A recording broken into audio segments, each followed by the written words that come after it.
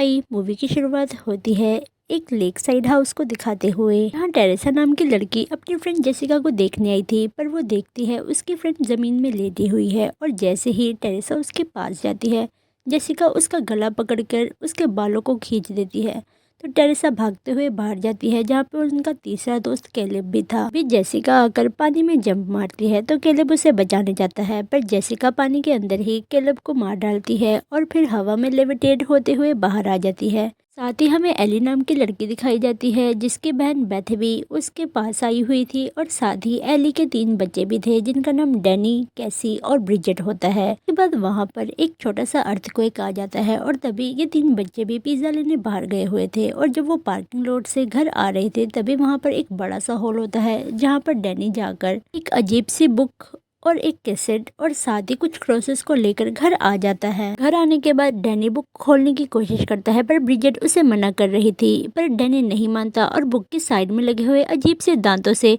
Danny का हाथ cut जाता है और खून लगने की वजह से वो बुक भी अपने आप ही खुलने लग जाती है। साथ ही एक डीमन भी उस बुक से आजाद हो जाता है, जो कि भाग रही एली को पोजेस कर लेता है और फिर पोजेस हुई एली घर वापस आ जाती है, जो कि काफी अजीब ढंग से चल रही थी। उसके बाद एली घर आती है और घर आने के बाद वो बहुत सारे एग्स को कुक करने लगती है, जहाँ एग्स के अंदर भी काफी खून निकल रहा था। और जब बेथ आती है तो एली सभी को मारने की बात करती है, जिसके बाद वो अचानक से ही पोजेस होकर नीचे गिर जाती है और उनकी तरफ आने लगती है। पर उससे पहले ही एली खून की वॉमिट करती है और वहीं मारी जाती है। पर मरने के बाद भी एली की आइज बंद नहीं होती और बेथ उससे कुछ बातें करती है, पर तभी एक फ्लाई आकर एली की आइज में बैठ जाती है और तभी एली भी आइज को ब्लिंक करती है और बेथ को देखती है, जिसे देखकर बेथ काफी डर जाती है और उसको छूने पर एली काफी गर्म लग रही थी। तो बेथ डैनी की मदद के साथ उसे बाथटब में लेटा देती है, पर तभी एली जिंदा हो जाती है और काफी अजीब ढंग से उनसे बातें करने लगती है,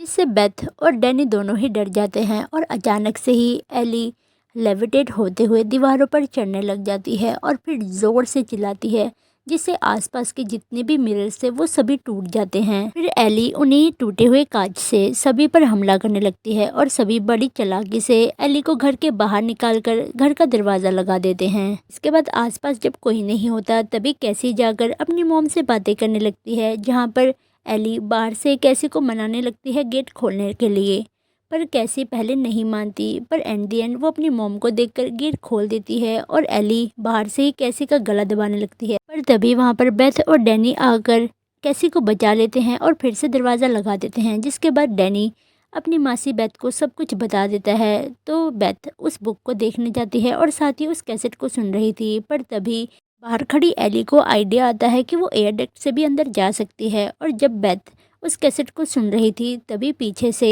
एली भी उस रूम में एंटर कर जाती है और फिर अचानक से ही वो बेथ पर हमला करने लगती है। पर बेथ भी एली के सर पे कुछ मारती है, जिससे वो बेहोश हो जाती है, जिससे वो डीमन बाहर खड़ी ब्रिजेट और डैनी को पोजेस करके आपस में मरवा देता है और बची हुई कैसी और बेथ दोनों ही उस अपार्टमेंट से बाहर भाग जाते हैं, जहाँ पर लिफ्ट में जब वो नीचे जाने लगे थे तभी उस लिफ्ट में बहुत सारा ब्लड भर जाता है और बाकी के पोजेस हुए लोग उन्हें पकड़ने लगते हैं। पर बेथ कैसी को बचाते हुए वहां से भाग रही थी और जैसे ही वो दोनों पार्किंग लॉट पे आते हैं, पीछे से एली आकर कैसी को पकड़ लेती है और उसे मारने वाली थी, पर बेथ आकर एली को चेनसो की मदद से वही मार डालती है, जिससे वो दोनों ही बच जाते हैं। और हम मूवी की स्टार्टिंग वाली जेसी को देखते हैं, जो कि अभी भी हवा में फ्लोट कर रही थी और शायद इस मूवी का दूसरा पार्ट भी आ सकता है। और इसी के साथ ये मूवी यहीं खत्म हो जाती है। Thank you for watching, bye bye.